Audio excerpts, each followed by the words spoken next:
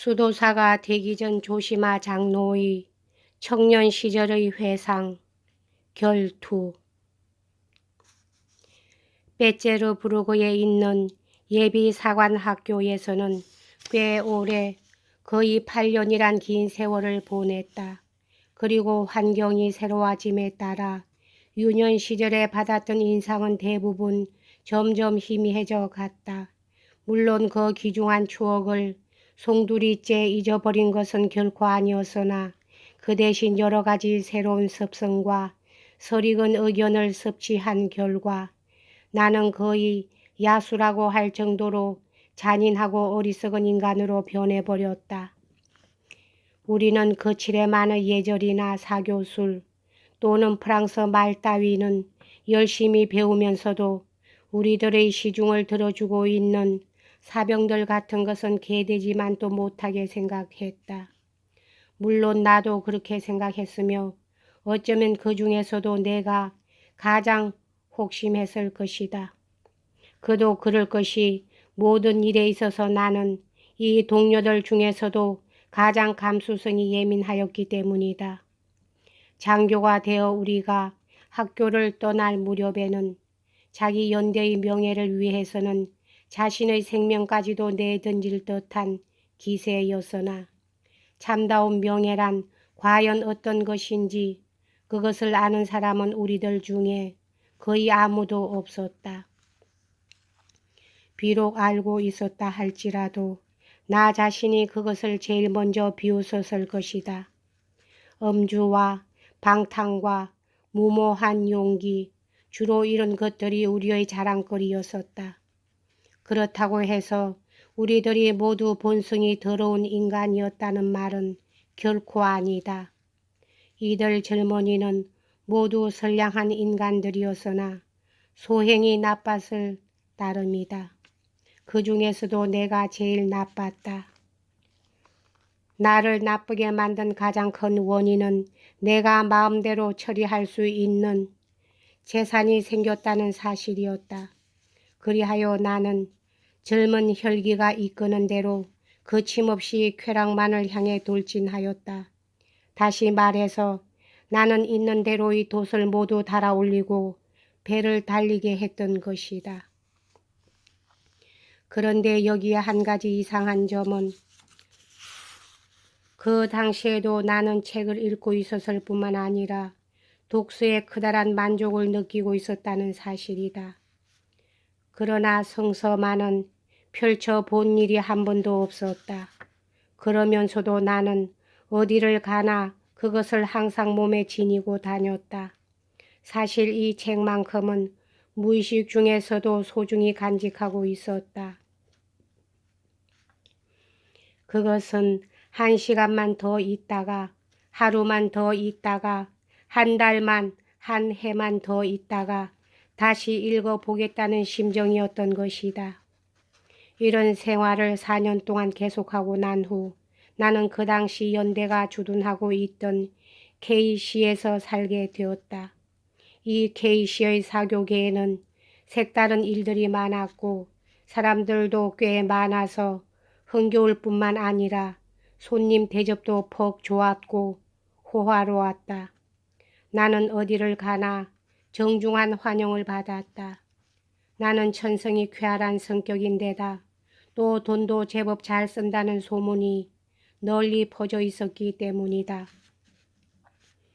사실 이런 점은 사교계에서 적지 않은 효과를 가지는 법이다. 그런데 바로 그 무렵 훗날 모든 일의 발단이 된 어떤 사건이 일어났던 것이다. 나는 젊고 아름다운 아가씨 하나와 가까이 사귀게 되었다. 그 지방 명사의 딸인 그 여자는 슬기롭고 품격이 있으며 명랑한 성격이었다. 그 아가씨의 양치는 지위와 재산이 있고 상당한 권세도 지닌 사람들로서 언제나 나를 정중하고도 친절한 태도로 맞아주곤 했다. 그래서 나는 그 아가씨가 나에게 호의를 갖고 있음을 알아채고 내 마음은 황홀한 상상으로 끝없이 불타오르기 시작했다. 그러나 나중에야 깨닫게 된 것이지만 나는 실제로 그 아가씨를 열렬하게 사랑했던 것이 아니라 다만 그 아가씨의 고상한 성격과 지성을 존경한 데 불과한 것이었다. 이것은 나로서도 깨닫지 못하고 있던 일이 있다. 아무튼 그 당시에는 나 자신의 이기심이 앞서서 결혼 신청까지는 하지 못하고 말았다. 그때만 해도 나는 아직 혈기가 왕성한 나이였었고 돈도 꽤 많이 가지고 있었기 때문에 자유스럽고 방종한 독신 생활의 유혹을 물리쳐 버린다는 것은 한없이 괴롭고 두려운 일이었으리라. 나는 물론 상대방에게 어느 정도 내가 그녀를 좋아한다는 암시를 주기는 했지만 하여튼 결단성 있는 행동은 일단 보류하고 있었다. 그런데 그때 갑자기 나는 2달 동안 다른 지방으로 파견 명령을 받았다. 2달 후에 돌아와 보니 그녀는 이미 결혼한 후였다. 상대방은 교회에 사는 부유한 지주로서 아직 젊었고 물론 나보다는 나이가 위였지만 게다가 나와는 달리 빼째려 부르고의 상류 사회에 많은 친지들을 가지고 있었다. 또한 그는 내가 전혀 받지 못한 훌륭한 교육을 받았으며 성격도 상냥한 사람이었다. 나는 이 뜻하지 않은 사실에 심한 충격을 받아 정신이 얼떨떨할 정도였다.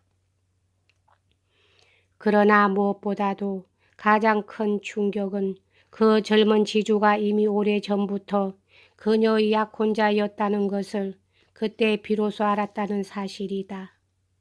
나 자신도 전에 여러 번 그녀의 집에서 그 남자와 만났음에도 불구하고 자신의 자만심 때문에 눈이 어두워 그 사실을 전혀 모르고 있었던 것이다.